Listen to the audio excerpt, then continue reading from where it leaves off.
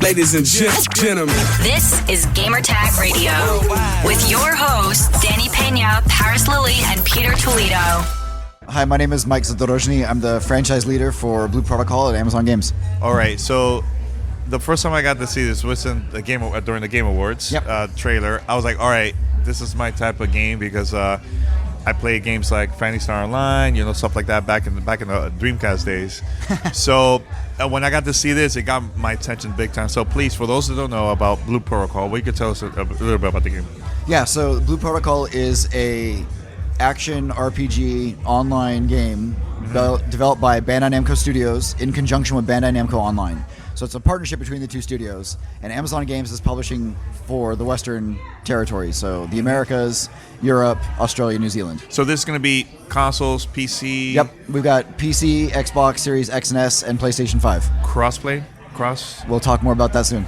Soon, one day. But so tell us story behind the game and all this stuff for those that don't know much about it. Yeah, it's basically if you've ever wanted to be the hero of your anime adventure, this is your chance to do it. So you'll be able to create your own character, and you'll be able to customize it. You'll have options in terms of types of flair you want to do from the types of moves that you're building. The world is very visual. It's visually stunning. There's depth to it. The action combat plays into this as well.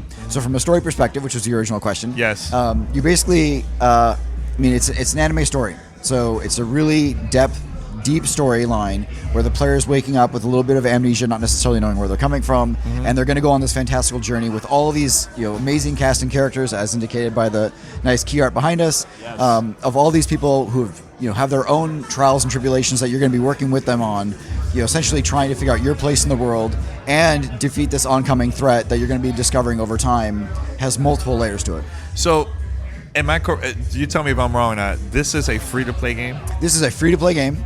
Which is wild to me, but I think this is really good for this type of game and content, right? So tell us about that. Yeah, well, the main portion is we're trying to figure out the best way to bring this game to as many gamers as possible. Yeah. We want everyone to feel like this game is accessible for them.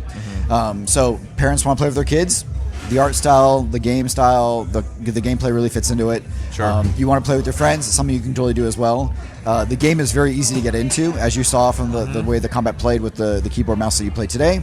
But it also has a depth in terms of really being able to mix and match the skills to kind of build the kind of play style that you want to play. So you're not pigeonholed into a particular play style based on which class you chose. So there's this nice blend. What is your game style for you personally? So I am generally more of a heavy DPS class. Okay, why is that?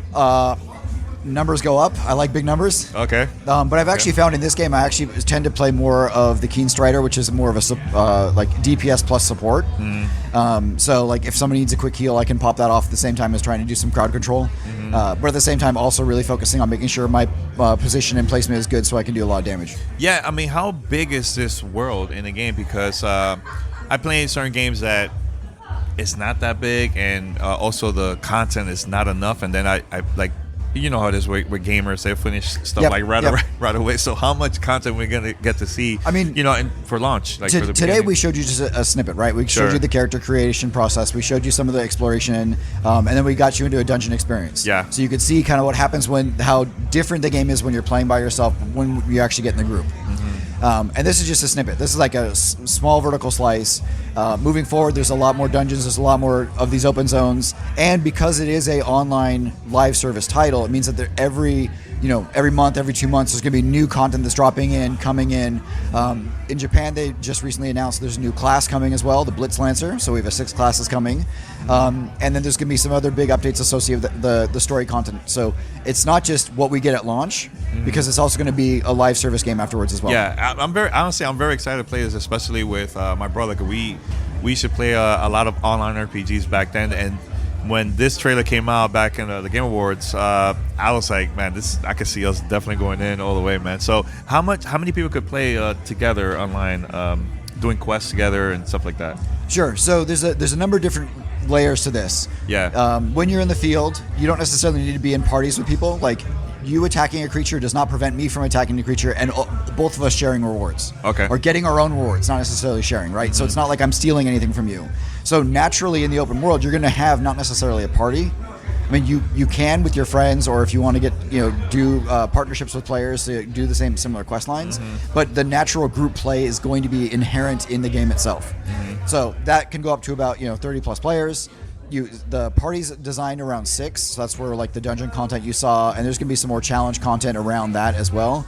But we have also seen there's some raids content as well. That's what I was going to ask you. So, like, how's that going to work too, man? Yep, same thing. It's just going to be like 5 parties of 6, about 30 plus people or so, coming together to really solve puzzles and overcome these big challenges. And those are going to take a long time to figure it out too, right?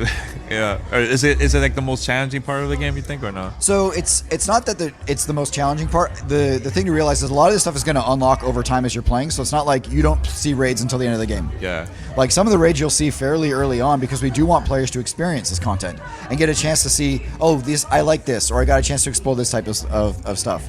And with the matchmaking system that's built into the game, it allows, hey, I'm by myself, but I want to try this. You can still get in there and at least learn and participate in these bigger encounters with other players. Yeah. Is this the first time that people are actually playing the game for the first time? This is hands-on? This is the first hands-on for the Western version of the game. Version, yeah, for us, Yep. yeah. Yep. So how's it been a reaction seeing people here some of the game? It has been awesome. I think any chance you ever get a chance to hang out with fans and actually talk to gamers, it's always great. I love these shows because this is why we do it, right? You tell us what you really engage with. What are the things that you wish you could have seen, or things that you want to be able to do in the future, and that's how we collect the feedback and present it back to the developers as well.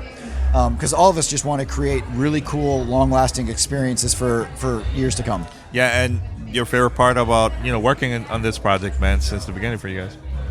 Man, every day I sit down, I'm discovering something new about it, or I'm enjoying a new experience.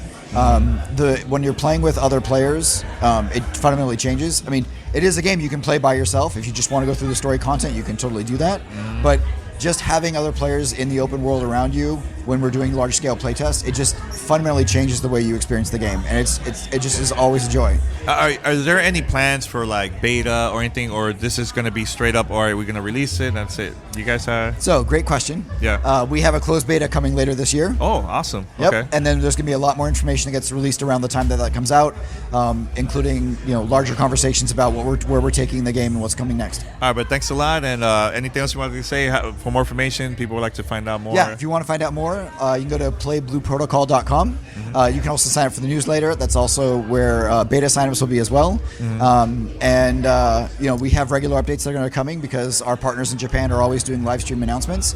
So we'll, a day or two afterwards, we'll have some the articles posted so the Western players can see what's all coming, what's all excitement, because the game is going to be a global phenomenon, we hope. So we want to make sure everyone gets a chance. I can't wait to try it out, man. So thanks a lot, man, for the interview, man. Thank you so much for your time. No problem.